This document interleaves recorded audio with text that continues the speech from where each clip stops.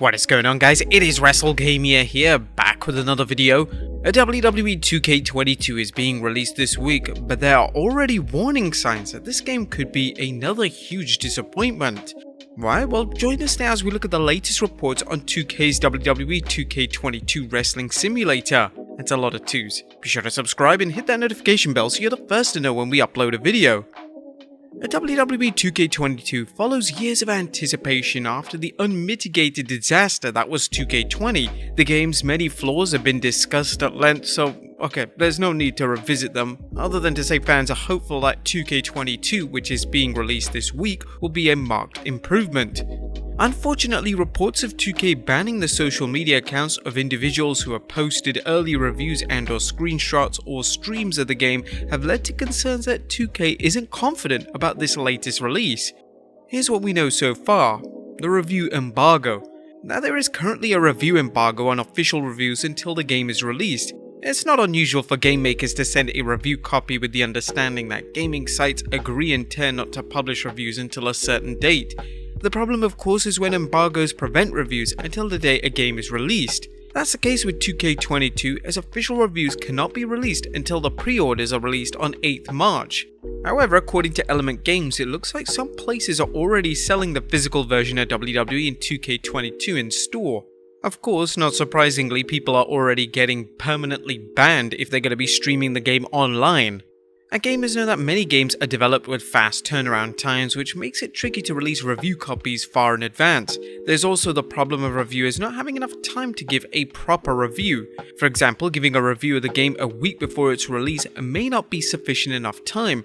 However, why would a game maker enforce a complete embargo just days before its release? Is this distressing déjà vu? Or fans who ordered past video games with review embargoes are likely shuddering at the thought of facing another game like 2K20 or Cyberpunk 2077, both which had such a hush-hush policy about what to expect that more than a few gamers felt the game makers intentionally withheld information to get as many people as possible to buy their troubled titles before any significant reviews were posted. In both cases, many consumers felt the games were released in unplayable conditions and some demanded refunds. Wrestling simulators are popular, and with AEW's video game in what is beginning to approach developmental hell, fans are eager to get their hands on a new wrestling game, especially in light of the announcement that 2K22 will feature their fan-favorite GM mode coming back. However, gamers are disturbed by 2K's seeming reluctance to allow anyone to post anything disparaging about the game. So is this a bad omen for 2K22? Take-Two Interactive, which owns both Rockstar Games and 2K, is facing criticism due to it leveling a number of Digital Copyright Millennium Act aka DMCA complaints. Ringside News' Michael Perry is reporting that a number of people online have shared screenshots and details on the game, resulting in Take-Two Interactive filing the complaint. So some gamers are skeptical about 2K22 now, but should they be? After all, isn't 2K entitled to protect its own copyright on its new game? Now, while 2K is entitled to do so, Ringside News' Michael Perry noted that gaming companies that restrict early access often have an ulterior motive for doing so. He mentioned Take-Two has resorted to sending out DMCA notices to virtually anyone who shares this material. Karrion Kross and Scarlett screenshots received takedown notices across Twitter, and tons of accounts were affected. We were given a full list of takedowns, and it is massive. Many gamers are familiar with this story. Embargoes on game material this close to the release date never means anything good. Perhaps even more troubling is why the Twitter accounts were targeted. According to Perry, many fans have lost their Twitter accounts over the DMCA takedowns. Everything seemed fine until people started mocking the odd player models and lack of real updates and gameplay previews. Even current NXT superstar Dakota Kai found herself running afoul of 2K after she tweeted her joy over 2K's visual for her in their new game. Her tweet featured 4 images from the game, which was replaced with the dreaded "media not displayed." I mean, she was praising the game and yet they still blocked her. So what's causing all this? And keep in mind that the complaints we've seen posted and substantially removed are unsubstantiated. Perhaps Take-Two Interactive is just taking down baseless attacks on their product. But what if they're not? What are the complaints people have been making that have led to Take-Two requesting they be taken down? One complaint is that the game features microtransactions.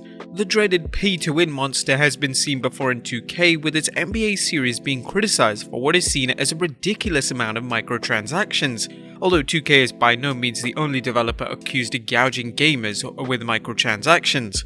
Even Polyphony Digital has been doing so with their new Gran Turismo 7 game. But 2K has defended the practice, even blaming microtransactions on players who don't have the patience to grind through various modes to accumulate in-game currency. The WWE's My Faction mode is believed to feature microtransactions, which is naturally going to lead to heavy criticism. Another complaint is that the MyGM mode is very limited and that players won't have the same open world experience that they did in the past versions. While GM mode isn't a major component of the game, it's a feature gamers have been asking for a long time, so expectations are very high at this moment. Another criticism is that 2K's Universe mode has been stripped down due to the addition of MyGM mode. 2K22's My Rise mode isn't receiving any praise, which is too bad as this mode has always been unfulfilled. 2K20's mode that featured a male and female superstar rising up together had plenty going for it on paper, but the game's many glitches turned the mode into an unplayable mess. Graphics wise, the game looks beautiful, at least based on screenshots and videos, but there have been reports of glitches. Again, the biggest reason for the gamers to be worried is that Take-Two seems to be going on the offensive to prevent anyone from complaining about the game. Are the game's overall graphics that defective that there's a reason to hide them? So is there a cause for concern? Does this mean we should expect to see a repeat of 2K20? Well, it's difficult to imagine a game that could come close to matching that awfulness of 2K's 2009 monstrosity, but in light of 2K20's many broken promises, who can blame anyone for being skeptical? Some fans who just paid $99.95 for the deluxe edition or $120 for the New World Order edition in order to get pre-order bonuses have to be anxious about what they'll be getting. Perhaps the most ludicrous narrative circling about the game is that of the people defending 2K22 by arguing that no matter what the game is like, it'll be an improvement on 2K20. Some people defending the game seem to be suggesting that gamers should be happy with 2K's latest wrestling offer, regardless of how good or bad it turns out to be. This is ridiculous reasoning, especially when you realize that 2K had 2 years to develop this game. WWE 2K22 is promising a lot, and as fans have seen, it features a deep roster including a number of current wrestlers, legends, and superstars who were released. The addition of My Faction and the return of MyGM has fans excited, along with tweaks such as the ability to use wrestlers on Create a Wrestler from other platforms.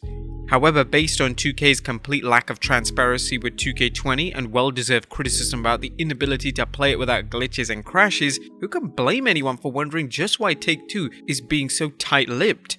Fans will have to wait until the game is actually released, but in light of 2K's epic fail with 2K20, coupled with its reluctance to provide transparency for the game, it's understandable why some fans are skeptical about the upcoming release, and some have even cancelled their pre-orders. However, rest assured, we have you covered as we'll be providing a full review of 2K22 in the near future.